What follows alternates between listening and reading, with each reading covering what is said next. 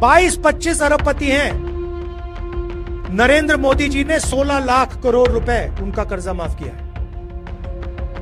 आप सोचिए, 16 लाख करोड़ रुपए उनका कर्जा माफ किया है। और जो छोटा बिजनेस चलाते हैं, खेती करते हैं, मजदूरी करते हैं, जो स्टूडेंट्स हैं, उनका 1 रुपया कर्जा माफ नहीं होता है। आप याद रखिए, एक तरफ बीजेपी और आरएसएस है, दूसरी तरफ इंडिया गठबंधन, कांग्रेस पार्टी और नेशनल कॉन्फ्रेंस है। सीधी सी बात, लड़ाई इन दोनों के बीच में है। आपके मुद्दे हैं, आपका दर्द है, आपका दुख है, वो सब मैं आपके लिए पार्लियामेंट में उठाना चाहता हूं। सारे के सारे छोटे बिजनेसेस खत्म कर दिए, जम्मू कश्मीर में किए, बाकी हिंदुस्तान में किए।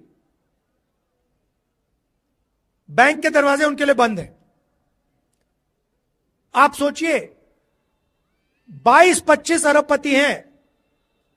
नरेंद्र मोदी जी ने 16 लाख करोड़ रुपए उनका कर्जा माफ किया है। आप सोचिए, 16 लाख करोड़ रुपए उनका कर्जा माफ किया है। और जो छोटा बिजनेस चलाते हैं, खेती करते हैं, मजदूरी करते हैं, जो स्टूडेंट्स हैं, उनका 1 रुपया कर्जा माफ नहीं होता है। तो ये नफरत फैलाते हैं, हिंसा फैलाते हैं, अन्याय भी फैलाते हैं। और इससे ना देश का फायदा होगा, ना जम्मू कश्मीर का फायदा होगा। सरकार चले तो सबकी सरकार हो, उसमें कमजोर लोगों का शेयर हो, छोटे बिजनेसेस की रक्षा हो, जो खेती करते हैं, हॉर्टिकल्चर का काम करते हैं, टूरिज्म का काम करते हैं, उनकी रक्षा हो, उनको भी फायदा मिले। ऐसी सरकार हम यहां चलाना चाहते हैं। और मैं आपसे कह रहा हूं, मैं जानता हूं कि जम्मू कश्मीर ने मन बना लिया है, मैं यहां कैंपेनिंग करने आया हूं, मगर सच्चाई यह है कि इंडिया गठबंधन यह चुनाव जीतने जा रहा है। और वो दिख रहा है, क्योंकि इंडिया गठबंधन न्याय के लिए लड़ रहा है। और जैसे फरूक साहब ने कहा, बहुत सारे लोग बीच में डिवीजन करने, कंफ्यूजन फैलाने घुसे हुए हैं। आप याद रखिए, एक तरफ बीजेपी और आरएसएस है, दूसरी तरफ इंडिया गठबंधन, कांग्रेस पार्टी और नेशनल कॉन्फ्रेंस है। सीधी सी बात, लड़ाई इन दोनों के बीच में है। डिवीजन नहीं होना चाहिए, मिलकर इनको हराना है। जहां भी नेशनल कॉन्फ्रेंस के कार्यकर्ता हैं, आपको कांग्रेस पार्टी के कैंडिडेट्स का पूरा समर्थन करना है। और जहां भी नेशनल कॉन्फ्रेंस के कैंडिडेट्स हैं, वहां कांग्रेस पार्टी के कार्यकर्ताओं को पूरा दम लगा के समर्थन करना है। स्टेटहुड का मामला है, जम्मू कश्मीर के लोगों के अधिकार का, सेल्फ रिस्पेक्ट का मामला है।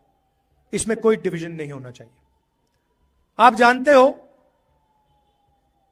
मेरा आपसे क्या रिश्ता है, और यह मैंने एक दिन में आपको नहीं दिखाया है। आप जानते हो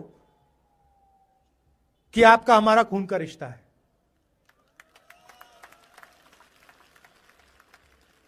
यह राजनीतिक रिश्ता नहीं है, यह पुराना रिश्ता है, खून का रिश्ता है। चाहे राजीव जी हो, इंदिरा जी हो, जवाहरलाल नेहरू जी हो, यह बहुत पुराना रिश्ता है। और जो भी आप मुझसे चाहें, जो भी आप मुझसे चाहें, मेरे दरवाजे आपके लिए खुले हैं। मैं पार्लियामेंट में आपकी सेवा करना चाहता हूं। आपके मुद्दे हैं, आपका दर्द है, आपका दुख है, वो सब मैं आपके लिए पार्लियामेंट में उठाना चाहता हूं, कि देश को पता लगे कि पहली बार हिंदुस्तान की हिस्ट्री में एक स्टेट से अधिकार छीना गया है और उस स्टेट को यूनियन टेरिटरी बनाया गया है। आखिरी बात, जो हमारे कश्मीर पंडित भाई हैं, आपको मैं कहना चाहता हूं, आपका बीजेपी ने सिर्फ फायदा उठाया है, इस्तेमाल किया आपका, आपकी मदद नहीं की है। हम आपके साथ खड़े हैं,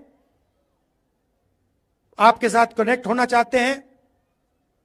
सरकार आएगी तो आपको एक साथ लेकर मिलाकर हम आगे बढ़ेंगे। हम चाहते हैं कि सब लोग मिलकर भाईचारे के साथ आगे बढ़ें। मोहब्बत की दुकान जम्मू कश्मीर में खुले। आप सबका बहुत बहुत धन्यवाद।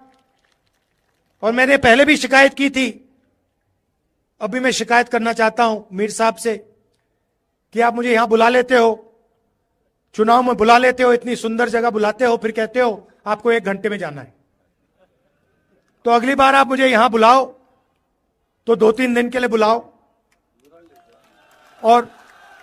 और लोगों को ठीक से, कि मैं लोगों के साथ ठीक से मिल पाऊं, क्योंकि ये जो 45 मिनट 1 घंटे का काम होता है इसमें मजा नहीं आता मुझे।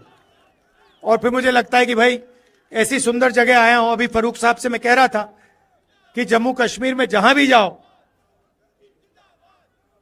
सुंदर जगह, एक से बढ़कर एक सुंदर जगह आपको दिखती है। तो अगली बार मीर साहब 2-3 दिन के लिए बुलाइए मुझे और जनता के साथ, मतलब हाँ, उस पहाड़ पे ले चलिए मुझे। क्या कहते हैं? ब्रायरीगिरी। जो अगली बार राहुल जी आएंगे, इनको ब्रायरीगिरी पर ले जाएंगे, वहां पर जहां देसा का अपना रोड बनना है। 22-25 अरबपति हैं। नरेंद्र मोदी जी ने 16 लाख करोड़ रुपए उनका कर्जा माफ किया है। आप सोचिए, 16 लाख करोड़ रुपए उनका कर्जा माफ किया है। और जो छोटा बिजनेस चलाते हैं, खेती करते हैं, मजदूरी करते हैं, जो स्टूडेंट्स हैं, उनका 1 रुपया कर्जा माफ नहीं होता है। आप याद रखिए, एक तरफ बीजेपी और आरएसएस है, दूसरी तरफ इंडिया गठबंधन, कांग्रेस पार्टी और नेशनल कॉन्फ्रेंस है। सीधी सी बात, लड़ाई इन दोनों के बीच में है। आपके मुद्दे हैं, आपका दर्द है, आपका दुख है, वो सब मैं आपके लिए पार्लियामेंट में उठाना चाहता हूं।